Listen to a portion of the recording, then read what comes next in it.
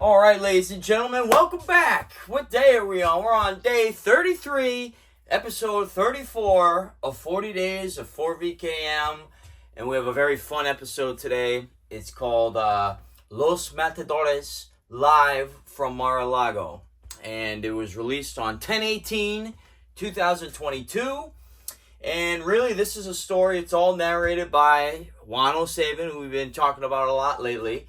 I think they got my message from the other day. Jennifer Mack posting the 4VKM video about Jennifer Mack and Juan O Savin. So, shout out Jen Mack for doing so.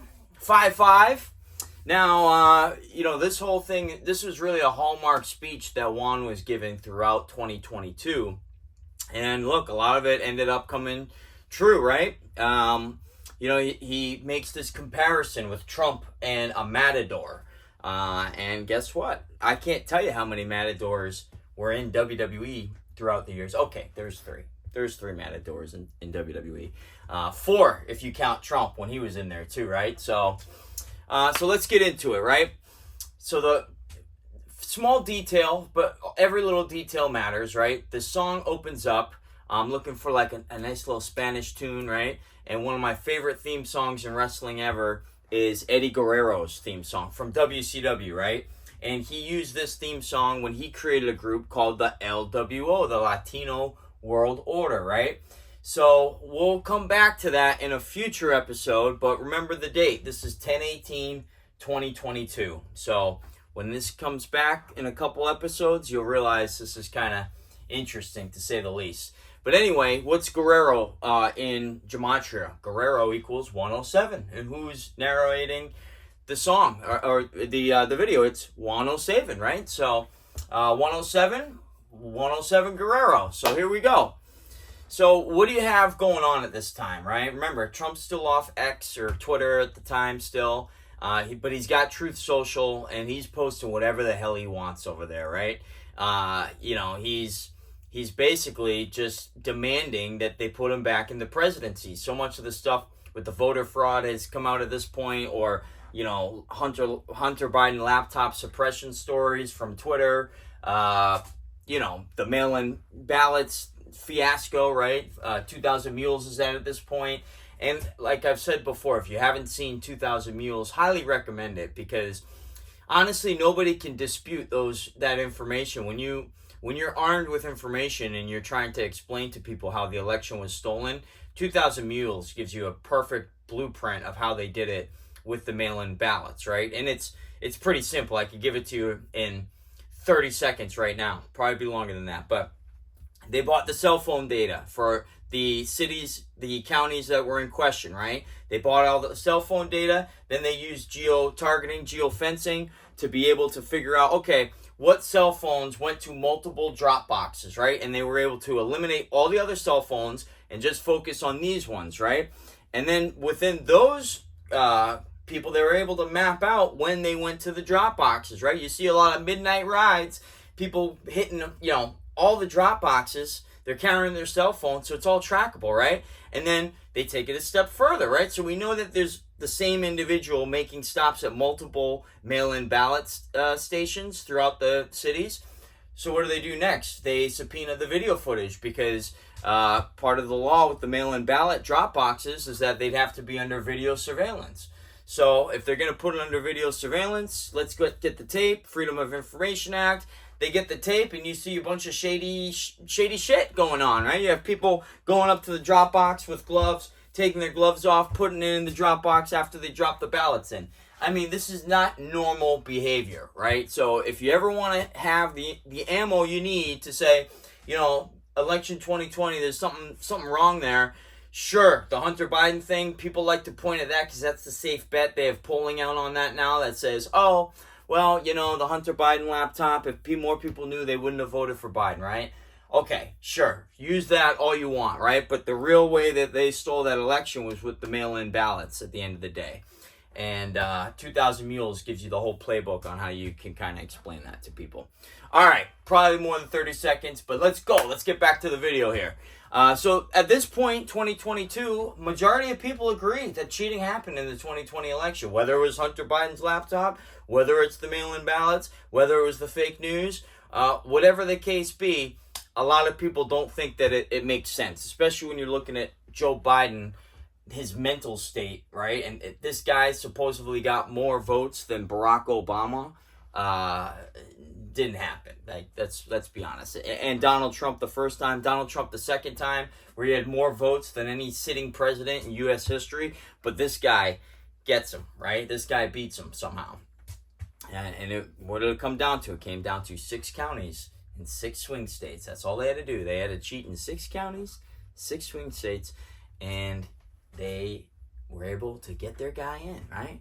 So, so you have the January 6th committee that's formed, right? Because we all know what happened after the election. Trump said, no, this is BS. You know, January 6th thing happened. The Fedsurrection, as they like to call it as well sometimes. But a lot of good people got caught up in that as well. You know, and what was Trump doing? Trump was defending the country and the presidency, essentially, by saying we had a stolen election. So we have to fix this, right?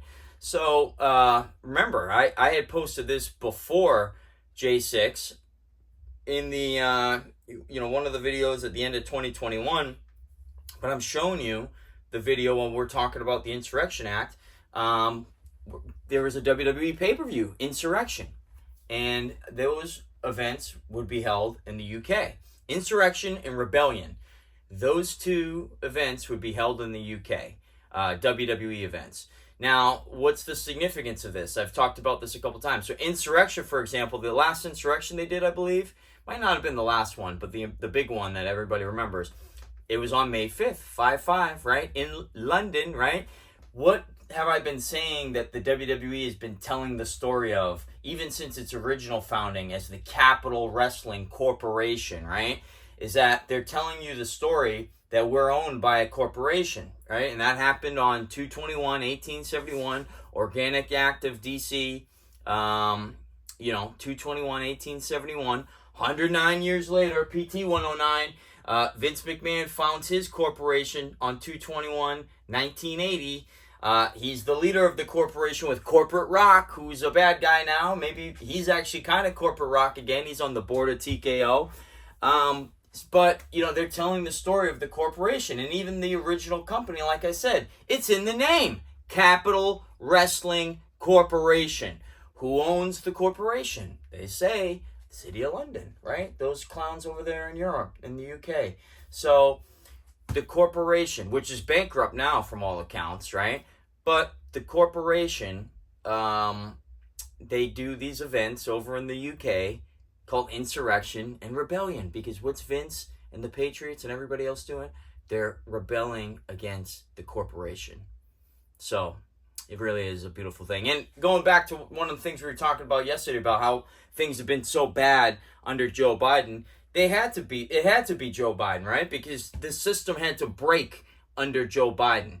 If it broke under President Trump, even though he bankrupted, you know, there's a lot of pain. It's like ripping a Band-Aid off, right? You rip a Band-Aid off, it hurts a little bit. This one won't hurt at all. But, you know, it's interesting, to say the least, right? So what is Trump doing, right? He's the leader of the Ultra MAGA, right? Joe Biden's giving all these speeches about Ultra MAGA, right? Shout out to the Negative 48 crew. They were at a rally in, I forget, I don't know what town it was, right? But the media picked this up because they went crazy over it.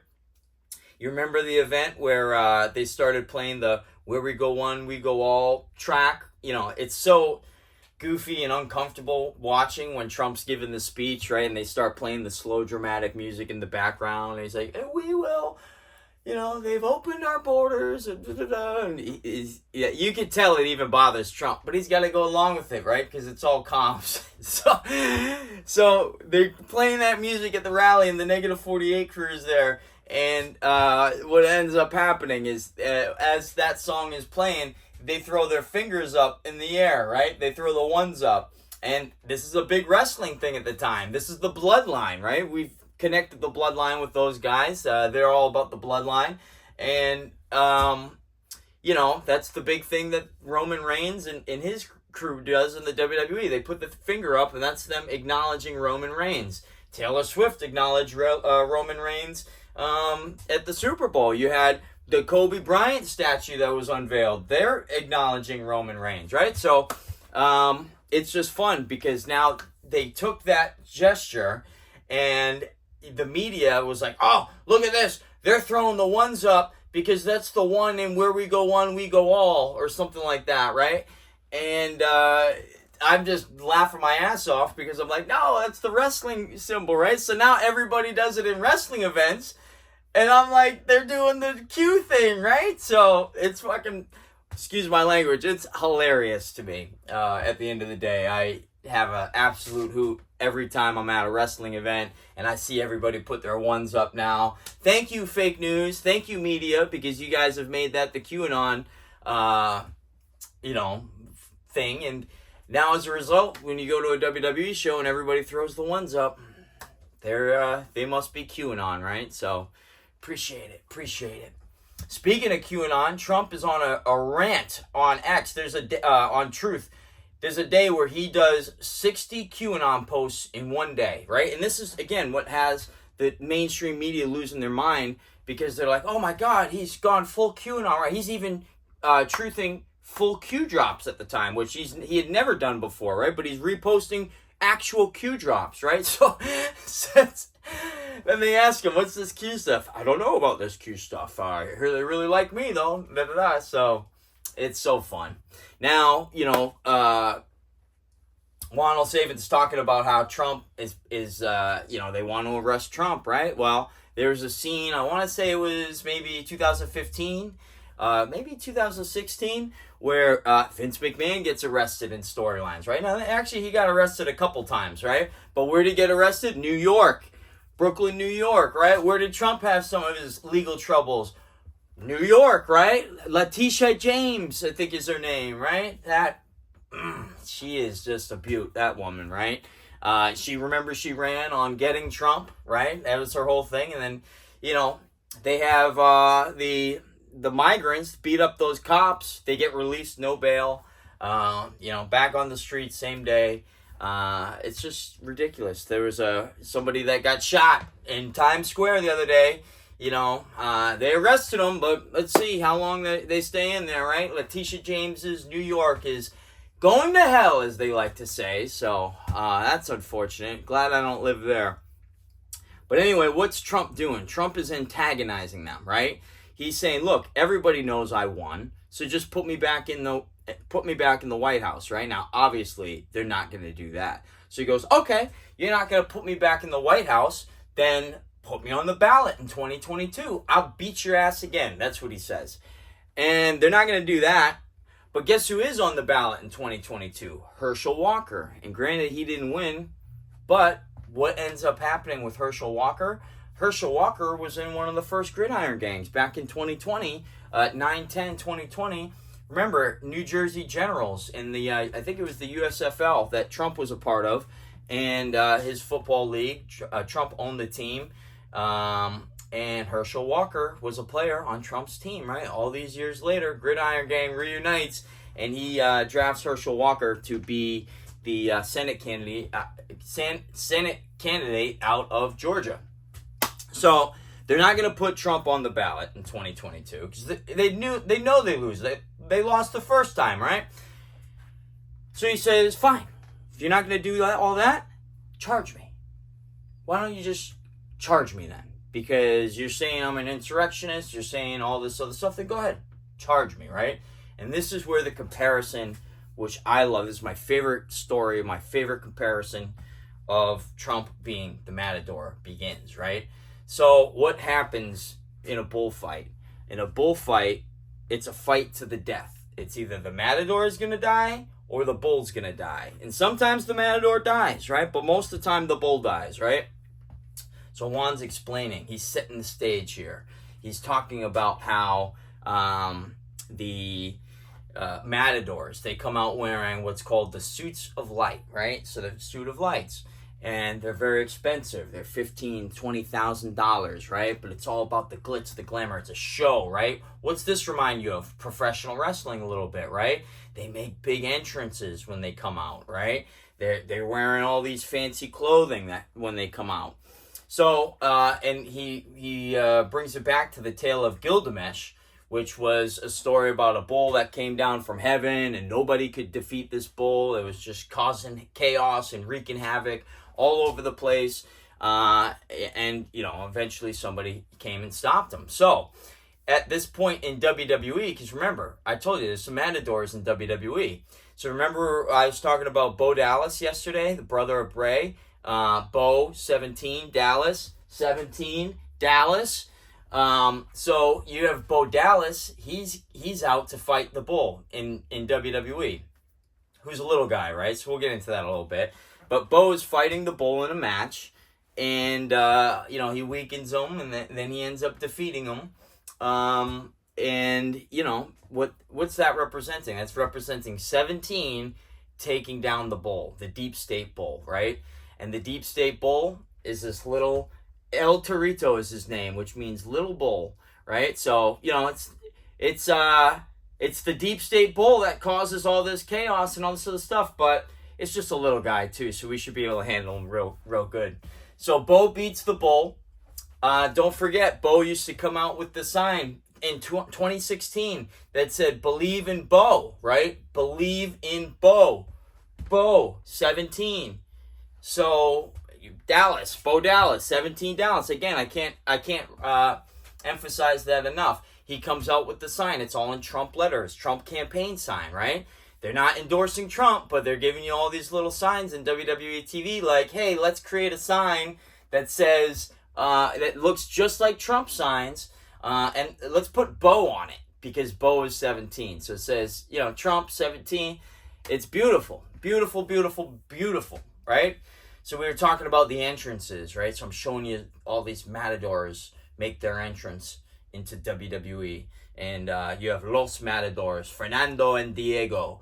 They were two wrestlers, that were called Los Matadores, right? So you have those guys. You have their little partner is the bull, El Torito, right? So they work with the bull. The bull comes out with them. That's the deep state bull, the little fella, right? So you have another one, Tito Santana, for all you 80s, 90s, early 90s wrestling fans. Tito Santana. What was his name for a little bit? El Matadore, right? So you have all these little Matador references all throughout WWE, which to me, I thought it was super random, especially when they were doing it in the early 2010s.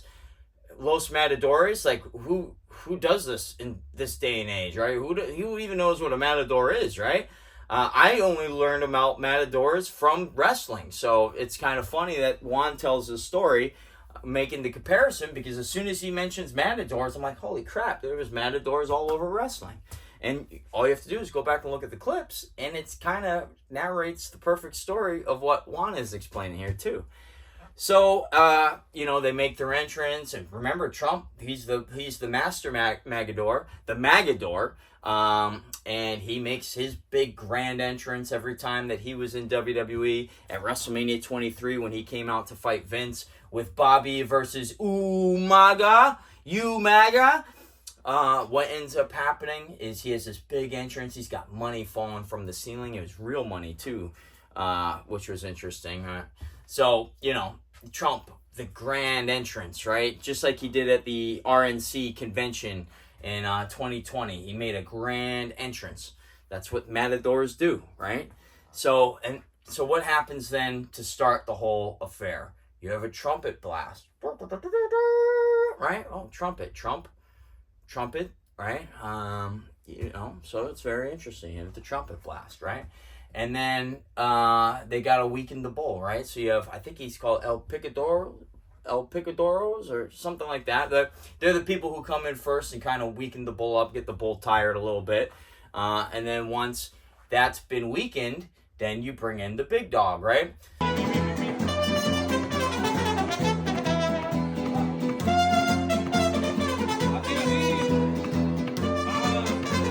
going through the analogy of what Trump's going through and kind of what a bullfight is like with the Matador. Look at all these charges that you have coming up against Trump, right? And not just Trump, but Trump's allies, his friends, his associates, right? You have Steve Bannon. The J6 committee came after him, I think, for contempt of Congress. We already know what happened to Roger Stone. Poor Rudy Giuliani. His hair is melting somewhere with all the pressure they've been putting on him. And the one that I like to compare to is Alex Jones. Alex Jones, around the same time, remember, he got that hit with that ruling where he'd have to pay like $1 billion to the families of Sandy Hook for something that he had said years ago. And it seemed a little excessive. $1 billion, he doesn't even have that, right? So and you think about like all the other criminals who have done stuff before, right? Who's ever gotten hit like this? Unless they're a big mega corporation that is already worth billions of dollars anyway, so they can absorb it, unfortunately. But when I think about this and weakening the bull, all these charges that they're sticking at Trump and all the other people who are with Trump, it's weakening themselves, right? Because now they're setting precedents. They're setting precedents to be able to turn around and say, point the gun back at them, right? So if Alex Jones can get hit with $1 billion fine for some stuff that he said about Sandy Hook, then what about the fake news? What about all the networks that lied about the election, about COVID, about all of these different things? You can, for years and years and years, right? Imagine if that stuff comes to light. I think that's how the MSN crumbles ultimately, is going to be under the weight of these lawsuits that they're going to get hit with, and they just won't be able to withstand. And they'll probably still exist, be owned by somebody else for pennies on the dollar, and hopefully what has happened before doesn't happen again with those companies, right? But that's just one of the ways to weaken them. But not just that, you have think about how much stronger Trump is getting from all of the charges, right? He keeps getting hit with all this stuff. He does his mugshot. He goes, gangster popular as a result of this. He's starting to win people over that you'd never see, be supporting Trump before, right? So it gets really fascinating. The whole Letitia James thing in New York. What do you think that's doing to New Yorkers right now? They're seeing her waste all her time and energy on trying to get Trump, which she ran on, get Trump, right? And meanwhile, you have cops getting beat up by migrants that, what happens? They get out $0 bail. Can you believe that, right? So it's just unbelievable. They're seeing the two-layer justice system at work here beautifully with all these little charges that they keep sticking. So remember, each charge, the bull gets weaker. The deep state bull, El Torito, he's getting weaker with every charge that comes in. And Trump's not wavering, right? Right now, what's he doing? He's maneuvering the deep state bull to go exactly where he wants, right? He gave him the choice. He gave him the options. He said, just put me back in as president. They said, no, sir, we're not going to do that. He said, just put me back on the ballot then. They say, no, we're not going to do that. You can get Hershel Walker on the ballot if you want, but not us. And then he says, then charge me. Just charge me. He's waving the flag. He's waving the red flag saying, come on, come get me, right? And what happens? The bull's going to charge. Oh, didn't get me. Ha. And they're going to miss. Woo. They're going to miss again, right? And they're just going to keep charging, and missing. And even E. Jean Carroll is not going to get her $83.3 million. I can almost promise you that. So the bull's going to charge, the deep state's going to charge, but they're only going to get the cape at the end of the day, right? So it's a great analogy. Trump, El MAGAdore. It's the truth, right? He is baiting them right now, and they're falling for it. And as a result, he's getting stronger and they're getting weaker by the day. So we switch gears a little bit. switch up the music to bad boys, what you gonna do, right? Because Trump's a bad boy. He got raided at Mar-a-Lago.